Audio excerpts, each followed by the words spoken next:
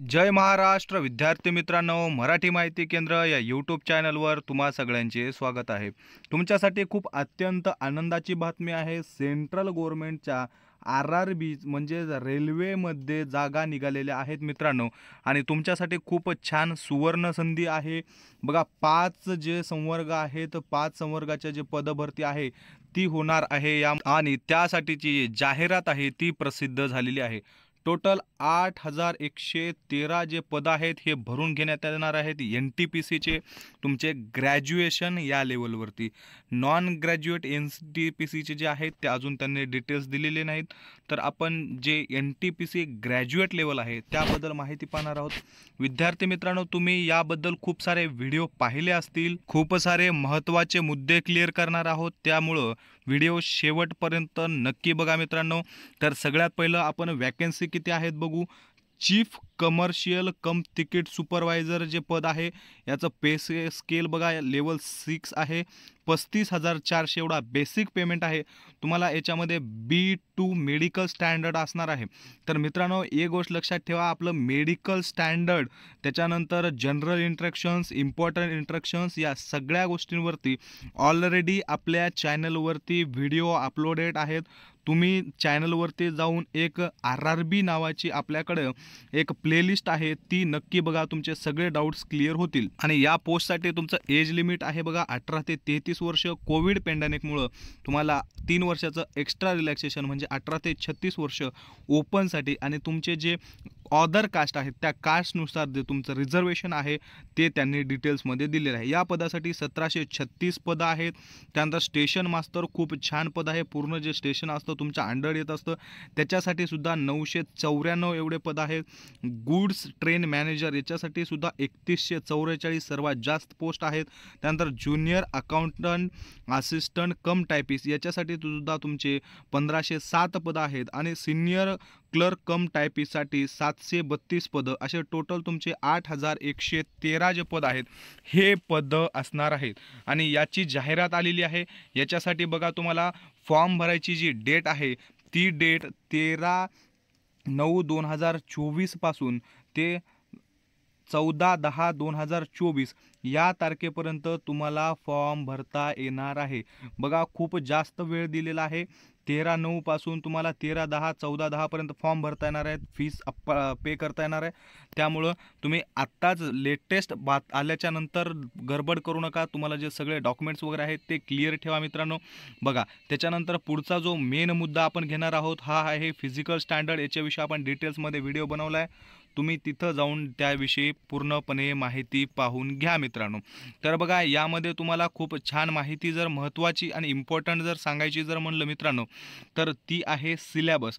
आणि आता बघा, याच्यामध्ये सिलेबस कोणता कोणता असतो ते बघून घ्या। तुमची 100 मार्काची एक्झाम होते, त्याच्यामध्ये तुम्हाला 100 क्वेश्चन्स असतात, आणि फक्त 90 मिनिटामध्ये तुम्हाला हे 100 क्वेश्चन्स सोडवायचे असतात मित्रांनो। त्याबरोबर एक गोष्ट असू द्या, 1/3 निगेटिव्ह मार्किंग आहे, म्हणजे तुम्हाला 0.33 जे आहे ते एका चुकीच्या प्रश्नासाठी मार्क कट होणार आहेत। म्हणजेच जर समजा तुमचे 10 क्वेश्चन चुकले तर तुमचं 3 मार्क कमी होतील। त्यामुळं तुक्के लावू नका, जे प्रॉपर आन्सर आहे तेच आन्सर द्या मित्रांनो।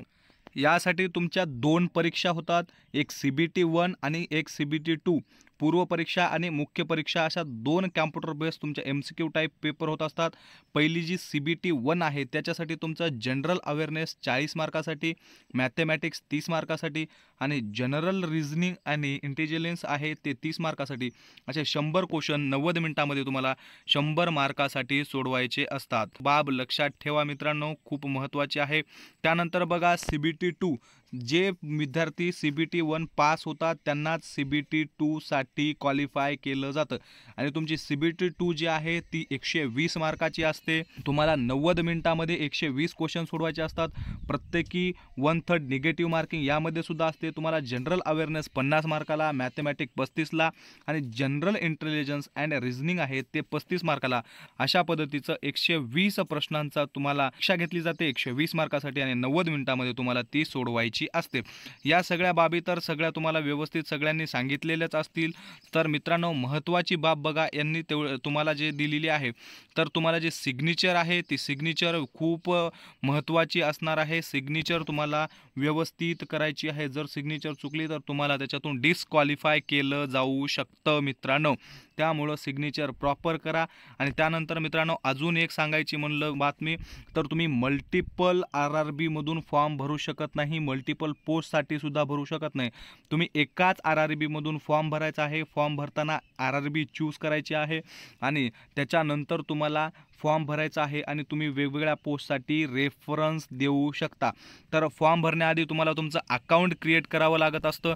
जर तुम्ही याआधीचे जे CN आलेले आहेत त्यासाठी जर फॉर्म भरला असेल तर तुम्हाला डबल अकाउंट काढण्याची गरज नाही आहे। तुम्ही त्याच CNवरती परत फॉर्म भरू शकता। मग अकाउंट कशा पद्धतीचं क्रिएट करायचं आहे याबद्दल सुद्धा आपल्या यूट्यूब चॅनलला व्हिडिओ आहे, तो तुम्ही प्रॉपर पाहून घेऊ शकता। एकदा फॉर्म भरल्याच्या नंतर तुम्ही तुमचा मेल ID जो आहे तो आणि तुमचा मोबाईल नंबर चेंज करू शकत नाही। आणि या व्यतिरिक्त तुम्हाला जर फॉर्ममध्ये काही चेंज करायचे असेल तर तुम्हाला प्रत्येकी एका मॉडिफिकेशनसाठी ₹250 एवढं पे करून तुम्हाला चेंज करावं लागणार आहे। त्यामुळं फॉर्म प्रॉपर भरा, चुकू देऊ नका, वेळ लागू द्या, सगळे इंस्ट्रक्शन्स वगैरे वाचा। ही PDF मी तुम्हाला आपल्या टेलिग्राम चॅनलला देतो, तिथं जाऊन डाउनलोड करून व्यवस्थितरित्या वाचून नंतरच फॉर्म भरा।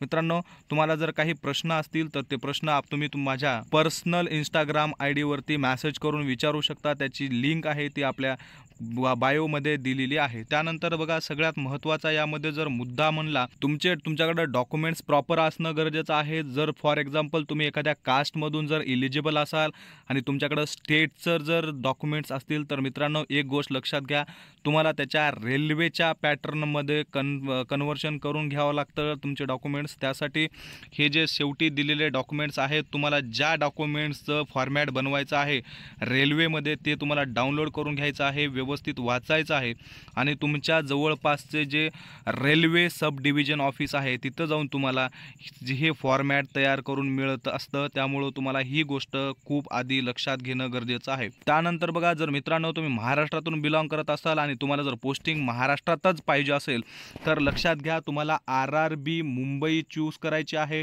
आणि या RRB मुंबईमध्ये जर तुम्हाला महाराष्ट्रामध्येच जर जॉईनिंग पाहिजे असेल तर तुम्हाला सेंट्रल रेल्वे आणि साऊथ सेंट्रल रेल्वे हे 2 झोन चूज करायचे असेल। जर तुम्ही वेस्टर्न रेल्वे चूज केलात तर तुम्हाला सगळं गुजरातमध्ये पोस्टिंग मिळेल मित्रांनो।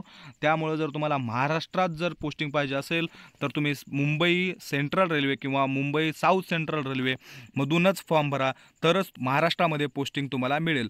मित्रांनो, तुम्हाला जर काही डाऊट असतील, काही प्रश्न असतील तुमचे, तर कमेंट बॉक्समध्ये नक्की विचारा।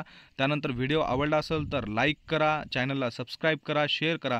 आणि तुमचे जर काही डाऊट असतील, प्रश्न असतील तर तुम्ही पर्सनल Instagram IDला सुद्धा विचारू शकता। त्याची लिंक आपल्या डिस्क्रिप्शन बॉक्स आणि बायोमध्ये आहे।